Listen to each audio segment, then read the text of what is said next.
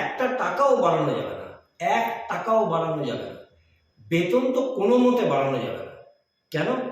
কর্পোরেশনের টাকাই নেই এবং বাড়বে কেন? একটা টাকাও বাড়ানো যাবে না। যা আমরা দিচ্ছি রাজ্যে হয়তো কোথাও এমন দেয় না। একদম অকপটে সত্য কথা সহজভাবে স্বীকার করলেন আসানসোলের মেয়র বিধান উপাধ্যায়। কোন ভিত্তিতে? তার সঙ্গে যারা আন্দোলন করছেন তাদেরকেও সাধুবাদ জানালেন।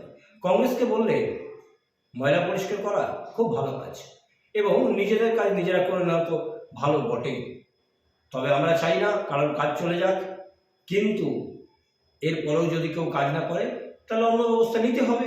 তার প্রসেসিং চলছে। 1 টাকাও বাড়ানো যাবে না। যেগুলো পাওয়ার সেগুলো পাবে, কিন্তু টাকা 1 টাকাও বাড়ানো যাবে না। এই মুহূর্তে সম্ভবই নয়। যা বাড়ানো হয়েছে, এতেও যদি কাজ না করে তাহলে অন্য ব্যবস্থা নেওয়া হবে। তার প্রসেসিং চলছে। কোন বিষয়ে কেন বললেন? অকপটে সত্য কথা সহজভাবে স্বীকার করলেন এবং মুখের উপর বললেন আসানসোলের মেয়র বিধান উপাধ্যায়। দেখুন সম্পূর্ণ খবর।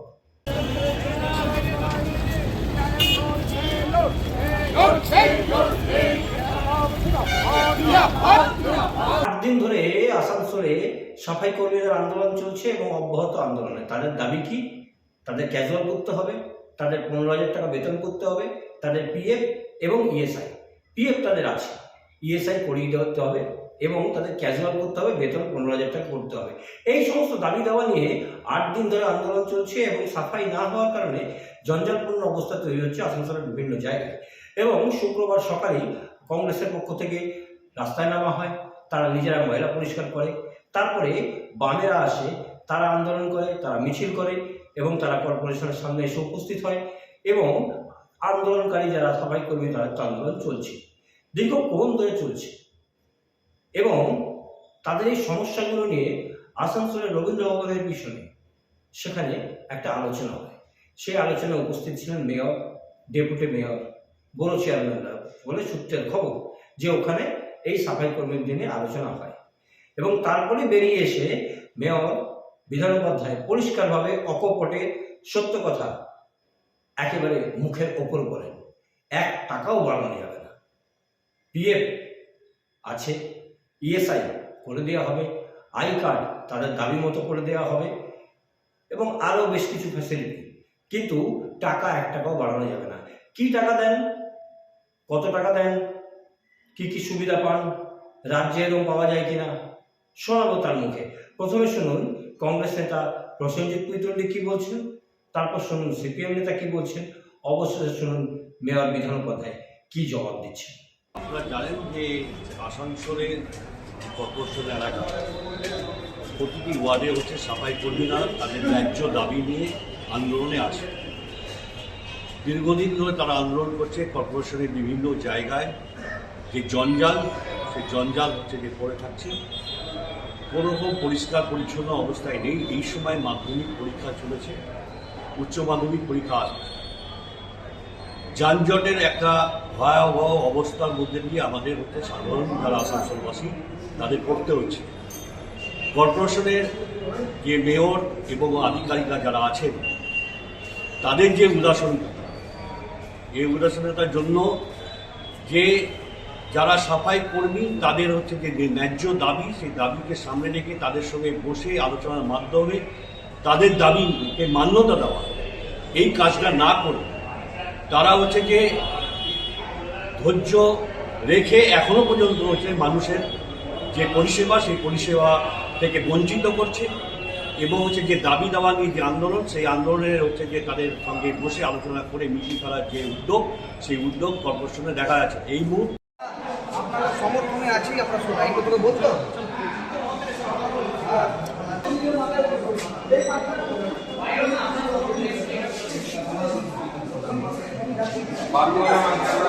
গত 8 দিন ধরে আসানসোল মিউনিসিপ্যাল কর্পোরেশন এলাকায় পরিষ্কার পরিচ্ছন্নের যারা করে সাফাই কর্মীরা তারা কাজ বন্ধ রেখেছে, তারা আন্দোলনে গেছে। 8 দিনে মেয়র, 2খানা ডেপুটি মেয়র, 4খানা এমআইসি, 10খানা বড় চেয়ারম্যান, 95-95টা কাউন্সিলর, মন্ত্রী, এমএলএ, অন্যান্য কারোর ঘুম ভাঙল না। এদের সাথে কথা বলে বিষয়টাকে সলভ করি। তাদের কি দাবি? এই দুর্মূল্যের বাজারে যেভাবে মূল্যবৃদ্ধি হচ্ছে সেখানে তারা বলছে 15,000 টাকা বেতন, তারা চাইছে পিএফ, তাদের কোনো দুর্ঘটনা বা কোনো ঘটনায় কাজ করতে গিয়ে হাত কেটে যাক, পা কেটে যাক, একটা ইএসআই, এই তো চাইছে। তারা যদি তাদের ন্যূনতম দাবিগুলো না পায় তাহলে তো তারা কাজে বিরতিতে গেছে, এটা কিছু বলার নেই আমাদের। তারা তো ওই সাফাই কর্মীদের বিষয় না হলো মানে ওদের যে ডিমান্ডগুলো আমাদের অলরেডি গত বছর যেটা বোর্ড মিটিং মানে ওদের সাথে মিটিং হয়েছিল, মিটিং হওয়ার পর আমাদের বোর্ড মিটিংও সেটা হয়েছিল যে পেমেন্ট বাড়ানো হয়েছিল, পেমেন্ট বাড়ানোর পর পিএফটাও দেওয়ার ছিল। তো আমাদের অলরেডি পেমেন্টটা তো দেওয়া হয় 10 টাকা করে, যেটা বাড়ানো হয়েছিল 358 টাকা 57 টাকা ওটা দেওয়া হয়, এবং 50 টাকা যেটা পিএফের ছিল সেই পিএফেরটা অলরেডি আমাদের হয়ে গেছে, সবারই রিফ্লেক্টও প্রায় হয়ে গেছে, আমরা অলরেডি সেগুলো বড়োতে পাঠিয়ে দিচ্ছি, পিএফটাও হয়ে গেছে। তো এবারে আর ছিল আমাদের যে এখন 2 বছর কোনো পেমেন্ট বাড়ানো যাবে না, যতদিন না আমাদের কর্পোরেশনের ফাইন্যান্সিয়াল কন্ডিশন ঠিক থাকে, বা 2 বছর কোনো বসা যাবে না। তারপরেও ওরা স্ট্রাইকটা করেছে এবং আমরা চাইবো, এবং আমরা এখন যা পরিস্থিতি আছে আমাদের পেমেন্ট বাড়ানো কোনো সম্ভবই না। ওরা কি মানবে যে আপনারা যেটা বললেন, ওরা তো দাবি করছে পেমেন্ট বাড়ানোর জন্য? না মানলে আমাদের কিছু করার নেই, কারণ আমরা যেটা পারবো না করতে সেটা তো আমরা মাথায় চাপ নিতে পারি না। আর কোনো পশ্চিমবঙ্গের কোনো কর্পোরেশনের নেই যেখানে 358 টাকা পেমেন্ট এবং 50 টাকা পিএফ, মানে 407 টাকা পেমেন্ট দেওয়া হচ্ছে। আপনি যে পরিষ্কারভাবে বলছেন যে আমরা টাকা বাড়াতে পারবো না, ওরা বলছে 15,000 টাকা, কাজ করবে না, তাহলে এই জঞ্জাল পরিষ্কারের কি অন্য কোনো উপায় দেখেছেন? যদি কাজ না করে ব্যবস্থা চলছে, নিশ্চিতভাবে হবে, কারণ আমরাও চাইবো, কাউকে হাঁটাতে চাইছি না, তাই এখনও আমরা সিদ্ধান্ত নিইনি পুরোপুরি, কিন্তু আমরা প্রসেসে রয়েছি। অন্যদিকে কংগ্রেস আবার ঝাঁটা নিয়ে নেমে গেছে ময়লা পরিষ্কার করতে। খুব ভালো উদ্যোগ। আমি শুভ বুদ্ধি সম্পন্ন সবাইকে বলবো, নিজের বাড়ির সামনেটা নিজেরা পরিষ্কার করা একদম ভালো, কারণ মানুষের ভরসায়, মানে আমরা এত টাকা দেওয়ার পরও যারা কাজ করছে না, বা প্রতিটি বাড়িতে যারা কাজ করে তাদেরকেও সবাই দেখেছে। দেখুন, সমাধানটা তো আমরা চাইছি সমাধান, ওরা যেগুলো আছে, দেখুন যেগুলো করা যাবে না সেগুলো একদম নিশ্চিতভাবে করা যাবে না, কারণ আমাদের পক্ষে সম্ভব নয়। আর যেটা করা যাবে আমরা নিশ্চয়ই করব, যেটা ইএসআই বলেছি, ইএসআইটা নিশ্চিতভাবে যদি আইনতভাবে করা যায় তো আমরা ইএসআইটাই করে দেবো, পিএফ করেছি, ইএসআইও করে দেবো।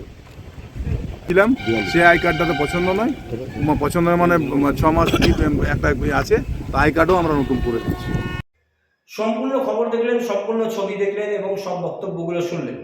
প্রশ্ন দাঁড়াচ্ছে যে এই সাফাই কর্মীরা কতদিন কর্মবিরতি চালাবেন?